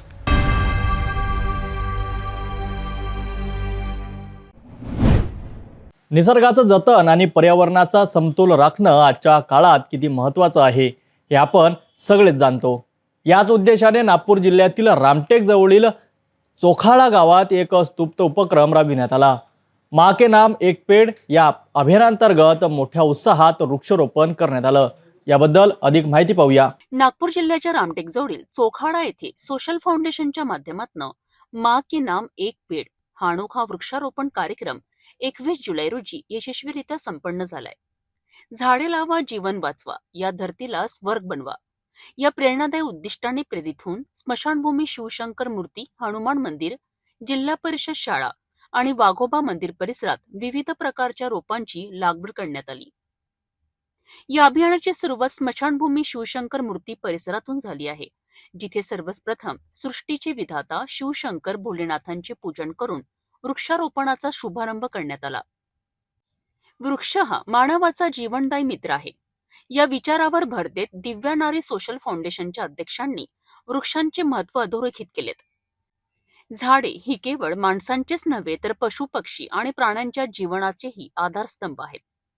झाडे ही माणसाचे मित्र, उगारू नका त्यांच्यावर शस्त्र, नका करू या धरतीला नष्ट, वृक्ष लावा दारोदारी, समृद्धी येईल घरोघरी, असा संदेश यावेळी उपस्थितांना देण्यात आला.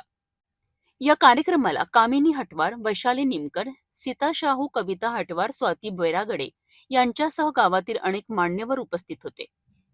यामध्ये तंटामुक्ती अध्यक्ष माधव हटवार, लच्छीरामजी हटवार, ओमराव हटवार, खुशाल शाहू, संजू हटवार, अमित हटवार तसेच जिल्हा परिषद शाळेचे मुख्याध्यापक गंगाधर ठोसरे, देवीनंदा इखार, तेजस्विनी किरपाण, मेघा हटवार आणि वर्षा थोटे यांचा समावेश होता.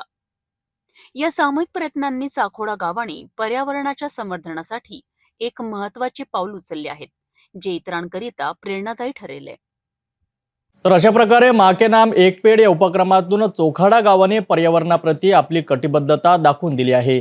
झाडे लावा झाडे जगवा हा संदेश प्रत्यक्षात आणण्यासाठी असे उपक्रम अत्यंत महत्त्वाचे ठरतात. या प्रयत्नामुळे नक्कीच आपली धरती अधिक सुंदर आणि हिरवीगार होईल.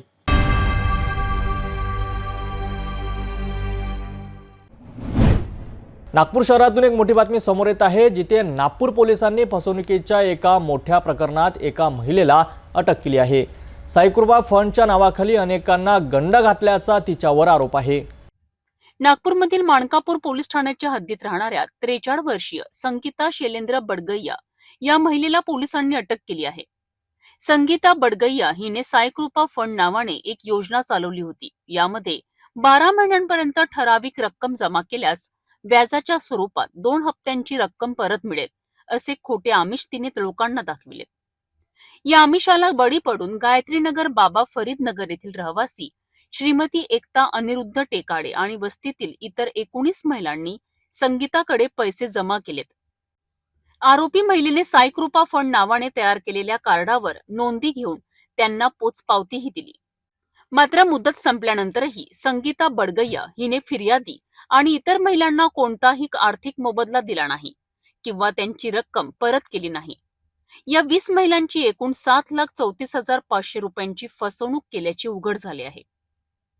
फिर्यादी एकता टेकाळे यांनी दिलेल्या तक्रारीवरनं आणि अर्जाच्या चौकशीनंतर माणकापूर पोलीस ठाण्यात उपनिरीक्षक आंबेडकर यांनी आरोपी महिलेविरुद्ध कलम 318 भारतीय न्याय संहिता आणि सहल कलम 3 ठेवीदारांच्या वित्तीय संस्थांमधील हितसंबंधाचे संरक्षण अधिनियम अंतर्गत गुन्हा दाखल केला आहे. पोलिसांनी संगीता बडगैयाला अटक केली असून पुढील तपास सुरू आहे. याच्यामध्ये मानकापूर पोलीस स्टेशनला एक तक्रार प्राप्त झाली होती, ज्यामध्ये एकता टेकाडे नावाची महिला आहे. ही गायत्रीनगर परिसरामध्ये राहते. त्याच परिसरात राहणारी जी महिला आहे, जी आरोपी आहे, संगीता बडगैया, तर या महिलेनं साईकृपा फंड नावानं एक पैशाची योजना चालू केली होती, ज्याच्यामध्ये त्यांनी महिलांना असं सांगितलं की तुम्ही जर 12 महिने एक ठराविक रक्कम गुंतवणूक केली तर तुम्हाला फंड गुंतवणूक केला म्हणून त्यांच्याकडून म्हणजे त्या आरोपी महिलेकडून 2 गुंतवणूक हे एक्स्ट्रा मिळणार आहे, म्हणजे 14 महिन्याचा परतावा मिळणार आहे. उदाहरणार्थ जर महिन्याला 5,000 रुपये गुंतवले तर वर्षाचे 60,000 रुपये होतात, पण परतावा देताना 2 महिन्याचे अतिरिक्त पैसे असे 70,000 रुपये त्यांना देण्यात येईल असं सांगितल्यामुळे बऱ्याच महिलांनी, मोठ्या प्रमाणात सर्वसामान्य घरातील महिलांनी याच्यामध्ये पैसे इन्व्हेस्ट केलेले होते. त्याच्यानंतर ही महिला त्या ठिकाणाहून घर सोडून पळून गेली आणि मग याची तक्रार प्राप्त झाली होती. तक्रार प्राप्त झाली, त्याची प्राथमिक चौकशी केली आणि वरिष्ठांच्या मार्गदर्शनाखाली आपण त्याच्यामध्ये गुन्हा दाखल केलेला आहे. याच्यामध्ये भारतीय न्याय संहिता कलम 318(4) आणि महाराष्ट्र ठेवीदारांच्या वित्तीय संस्थांमधील हितसंबंधाचे संरक्षण कायदा जो आहे त्याचं कलम 3 आणि 4 याच्यामध्ये लावण्यात आलेला आहे. त्या महिलेचा शोध घेऊन तिला अटक करण्यात आलेली आहे आणि याच्यामध्ये आतापर्यंत आमच्याकडे सुमारे 20 ते 25 महिलांची रक्कम रुपये 7,34,000 एवढी चिटिंग अमाऊंट रिपोर्टिंग झालेली आहे. प्रत्यक्षामध्ये अशा प्रकारे फसवणूक झालेल्या महिलांची संख्या खूप जास्त आहे. आपल्या चॅनलच्या माध्यमातून मी त्या महिलांना सगळ्यांना आवाहन करतोय की अशा प्रकारे ह्या साईकृपा फंड ह्या संगीता बडगैया या महिलेनं जर कोणाची फसवणूक केली असेल तर त्याच्यामध्ये ऑलरेडी गुन्हा दाखल आहे, तपास चालू आहे. तर आपण देखील आमच्याशी तात्काळ संपर्क करावा, जेणेकरून आपल्याला त्याच्यामध्ये पुढे तपासाला सहकार्य होईल. दुसरं आवाहन मी नागरिकांना हे करेन की अशा प्रकारे ज्या काही फसव्या स्कीम असतात त्याच्यामध्ये कृपया पैसे टाकू नका, पैसे इन्व्हेस्ट करू नका, त्याच्यामध्ये पैसे बुडण्याची शक्यता जास्त असते. जी काही गुंतवणुकीची कायदेशीर आणि योग्य माध्यमं आहेत त्याच्यामध्ये पैसे गुंतवणूक करणं अपेक्षित आहे. ज्या ठिकाणी आपण पैसे गुंतवणूक करतोय, ज्याच्याकडे गुंतवणूक करतोय त्याला शासकीय परवानगी आहे का, त्याच्याकडे लायसन्स आहेत का, आणि तो जे करतोय त्या कायदेशीर सगळ्या प्रक्रिया पार केलेल्या आहेत का, आणि त्यानंतर ती गुंतवणूक स्वीकारतोय आणि त्याचं ऑडिटिंग होतंय का, त्याचं रिपोर्टिंग होतंय का, या सगळ्या गोष्टी या गुंतवणूक करणाऱ्या लोकांनी व्हेरीफाय करणं गरजेचं आहे. नाहीतर अशा मोहाला बळी पडून त्याच्यामध्ये पैशाची फसवणूक होते. गुन्ह्याचा तपास जो आहे आणि कारवाई जी आहे ती माननीय पोलीस आयुक्त सर, माननीय जॉईंट CP सर, माननीय अपर पोलीस आयुक्त नॉर्थ रिजन, त्याचप्रमाणे माननीय DCP श्री नित्यानंद झा सर आणि माननीय SCP सुनीता मेश्राम मॅडम यांच्या मार्गदर्शनाखाली आमच्या महिला PSI राणे मॅडम या गुन्ह्याचा तपास करत आहेत. आरोपी सध्या अटक असून आरोपीला माननीय न्यायालयात हजर करण्यात आलं होतं. त्याला 24 तारीखपर्यंत पोलीस कोठडी देण्यात आली. तर होती नागपूरमधील फसवणुकीच्या घटनेची सविस्तर माहिती. अशा फसवणुकीच्या योजनांपासून नागरिकांनी सावध राहावे असे आवाहन पोलीस दलाकडून करण्यात येत आहे.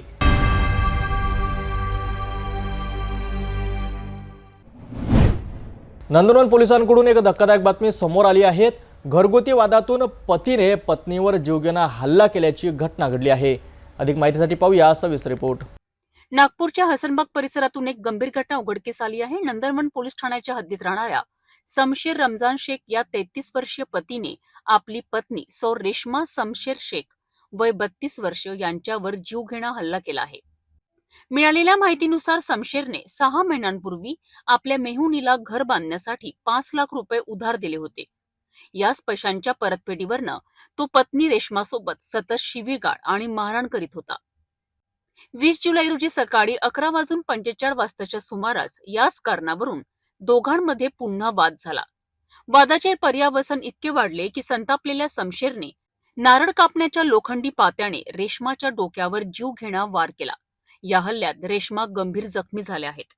नातेवाईकांनी तात्काळ त्यांना भांडे प्लॉट येथील वंजारी हॉस्पिटलमध्ये उपचारासाठी दाखल केले आहे, जिथे त्यांच्यावर उपचार सुरू आहेत.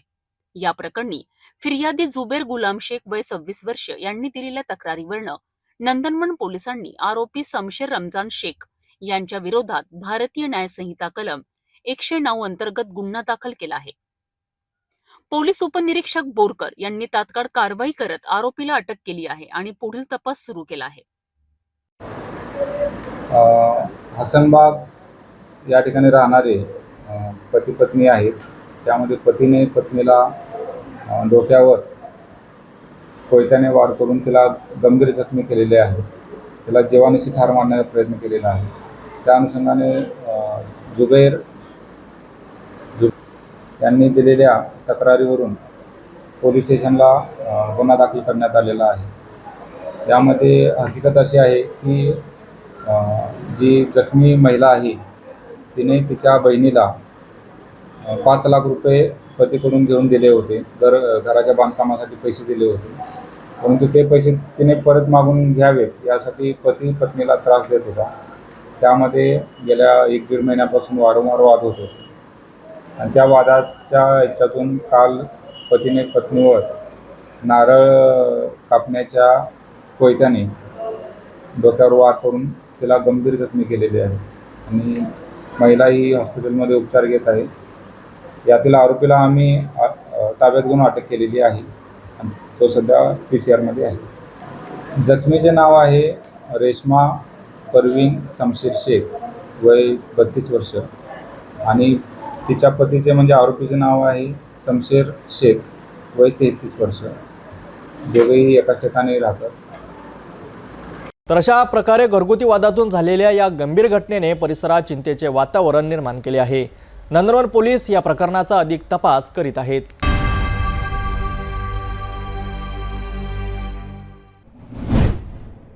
महाराष्ट्रात महावितरणाच्या प्रीपेड मीटरमुळे नागरिक अधिक त्रस्त आहेत.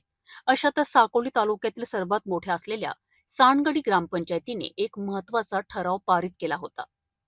गावातील नागरिकांच्या तक्रारी आणि विरोधाची दखल घेत ग्रामपंचायतीने नागरिकांच्या परवानगीशिवाय गावात प्रीपेड मीटर लावू नयेत असा स्पष्ट ठराव केलाय. मात्र डोंगरगाव सांडगडी येथे महावितरणचे शाखा अभियंता पंधरे यांनी या ठरावाला अक्षरशः केराची टोपली दाखवली आहे. ग्रामपंचायतीचा ठराव धुडकावून लावत अभियंता पंधरे यांनी गावात मुजोरींनी प्रीपेड मीटर लावण्याचा सपाटा सुरू ठेवला आहे.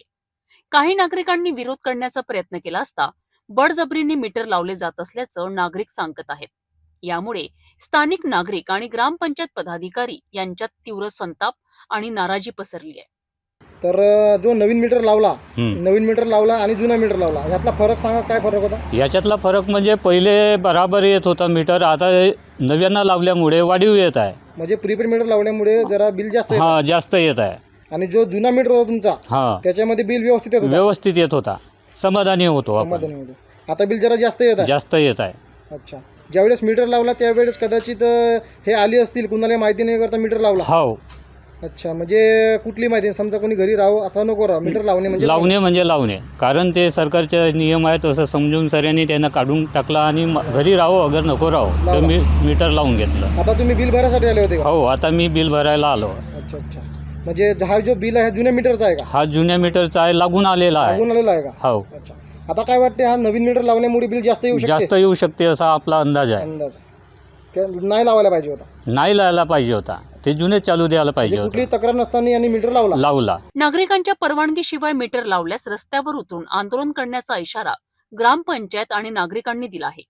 हा केवळ सानगडीचा प्रश्न नाही, तर लोकशाही मूल्यांना आणि स्थानिक स्वराज्य संस्थांच्या अधिकारांना आव्हान देणारी एक घटना आहे. सध्या स्मार्ट मीटर लावणे हे काम खूप जोरात सुरू असून जिकडे आणि सगळीकडे स्मार्ट मीटर मोठ्या प्रमाणात लावण्यात येत आहे. एकीकडे जनतेचा विरोध आणि दुसरीकडे विरोध असताना कुठेतरी महावितरण कंपनीकडून मोठ्या प्रमाणात स्मार्ट मीटर लावण्यात येत आहेत. आता मी सध्या डोंगरगाव येथील महावितरण उपकेंद्रामध्ये उभा आहे आणि ह्या केंद्रामध्ये असताना मी बघू शकता अशा प्रकारे हे बघा हे मीटर काढण्यात आलेले आहेत आणि ह्या मीटरमध्ये कुठल्याही असं अडचण नसताना समस्या नसताना फॉल्ट नसताना हे मीटर काढण्यात आलेले आहेत. एकीकडे नागरिकांनी प्रचंड मोठ्या प्रमाणात विरोध केला आहे, तर काही ग्रामपंचायतीने ठराव देखील पारित केला आहे की नागरिकांची संमती नसताना त्यांची परवानगी नसताना मीटर काढू नका. मात्र ह्या कार्यालयाअंतर्गत येणारे जे काही अभियंता आहेत पंधरे साहेब यांच्या मार्गदर्शनाखाली हे मीटर काढण्यात आलेले आहेत. कुठलाही असा स्थानिक पातळीवरचा परिपत्रक नसताना हे मीटर काढण्यात आलेले आहेत. त्याच्यामुळे नागरिकांनी अशी मागणी केली आहे की परवानगी नसतानाही हे जर मीटर काढण्यात येत असतील हे सरासरी चुकीचं आहे. त्यामुळे नागरिकांनी प्रचंड मोठ्या प्रमाणात आक्रोश निर्माण केला आहे. सिटी न्यूजसाठी साहिल रामडेगे, सानगडी, भंडारा.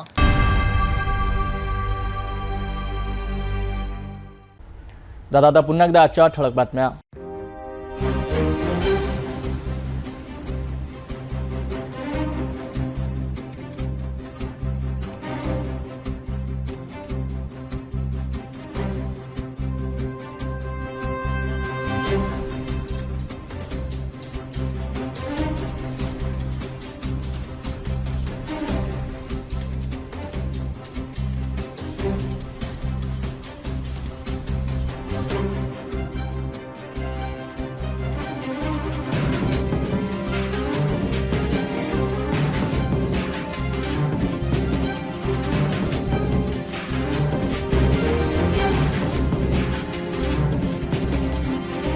आपण आता सिटी न्यूज चॅनल आपल्या टीव्हीवर सुद्धा बघू शकता. यामध्ये next channel number 117, Jio channel number 872, जेटीबेल channel number 73, Fastway channel number 256 वर बघू शकाल. आता अमरावती जिल्ह्यानंतर विदर्भ आणि महाराष्ट्राचे दर्शक घर बसल्या आपल्या केबल टीव्हीवर सिटी न्यूज बातमी पाहू शकाल. यात Aurangabad next setup box number 14, Yavatmal setup box number 12, Washim setup box number 26, Nanded setup box number 17, Mahur setup box number 07, Nagpur जेटीबेल सेटअप बॉक्स नंबर 469 आणि एसएन सेटअप बॉक्स नंबर 51, तर अकोला आरासी सेटअप बॉक्स नंबर 899 वर बघू शकाल.